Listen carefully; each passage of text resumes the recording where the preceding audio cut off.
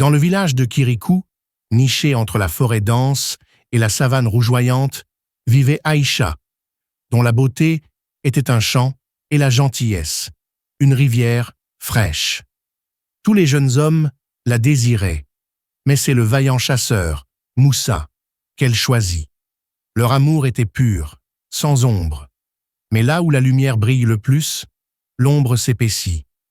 Sékou, un homme jaloux et aigri, ne pouvait supporter l'éclat de leur bonheur. Rejeté par Aïcha, il se tourna vers ce qui est caché, ce qui est obscur, les pouvoirs du grand sorcier de la montagne, celui dont on ne prononçait le nom qu'à voix basse. Le sorcier vivait dans une grotte fumante, entouré d'amulettes et d'os blanchis. Sékou lui offrit son bien le plus précieux, une rare pierre de saphir, en échange d'un sortilège qui briserait l'union d'Aïcha et Moussa. Le sorcier, souriant d'une dentition de hyène, lui tendit un masque d'ébène finement sculpté, aux yeux vides. Ce masque n'est pas fait pour être porté, Sékou. Il est fait pour regarder. Place-le à la fenêtre d'Aïcha à la nouvelle lune. Chaque nuit, son regard vide s'emplira de la puissance que je lui donne, et il dérobera la mémoire de l'amour de Moussa. Sékou suivit les instructions à la lettre. À la nouvelle lune, il installa le masque d'ébène à l'insu de tous. Chaque soir, au moment où la dernière braise du foyer de Moussa s'éteignait, les yeux du masque s'animaient d'une lueur phosphorescente, invisible aux mortels. Progressivement, Moussa commença à changer. Il oubliait la douceur des gestes d'Aïcha, le son de son rire. Quand elle lui parlait de leur futur, il répondait par des silences froids. Le souvenir de leur rencontre, le serment sous le grand baobab, tout s'effaçait, remplacé par une indifférence glaciale.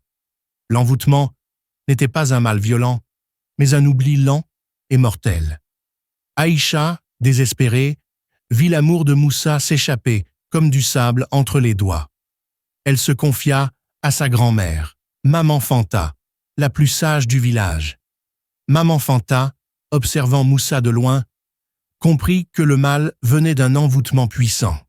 Elle vit aussi une ombre furtive rôder près de leur case et découvrit le masque d'ébène à la fenêtre. « L'amour ne meurt pas sans raison, ma fille, » dit Maman Fanta. « C'est la jalousie de Sékou qui a pris une forme. Le masque dérobe les souvenirs de Moussa pour le vider de son amour. Mais il y a un remède, le souffle de vérité. » Elle expliqua à Aïcha qu'elle devait se rendre au cœur de la forêt, là où l'eau du fleuve mer rencontre l'argile sacrée. Elle devait façonner un miroir avec cette argile et, au lever du soleil, y capturer le reflet du masque d'ébène. Aïcha se lança dans la quête. Elle affronta ses peurs dans la forêt noire, trouva l'argile et, travaillant toute la nuit, façonna un miroir rugueux. À l'aube, elle revint en courant et plaça le miroir d'argile face au masque d'ébène juste avant que le soleil ne se lève. Les premiers rayons du soleil frappèrent le miroir d'argile. Au lieu de réfléchir la lumière, le miroir absorba l'éclat et le renvoya sous la forme d'une puissante vague d'énergie vers le masque d'ébène. Le masque se mit à trembler et des volutes de fumée noire s'échappèrent de ses yeux vides. Un hurlement lointain résonna, celui du sorcier. Au même instant, Moussa, qui se préparait à quitter Aïcha sans un mot, sentit un choc dans sa tête. Toute la mémoire de l'amour lui revint en un éclair. La première danse, les promesses chuchotées, le parfum d'Aïcha. La froideur s'évapora, remplacée par la panique de l'avoir presque perdue. Il se précipita vers Aïcha. Sékou, quant à lui, fut retrouvé près de la rivière, hurlant de confusion. Le contre-coup du sortilège l'avait frappé. Il avait oublié son propre nom et ne pouvait que répéter, tel un écho cassé, les mots de la haine.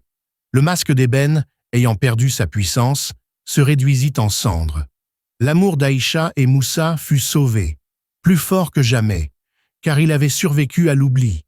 Ils se souvinrent toujours que la jalousie est la sorcière la plus puissante et que le véritable remède est souvent de regarder l'ombre en face avec la lumière de la vérité.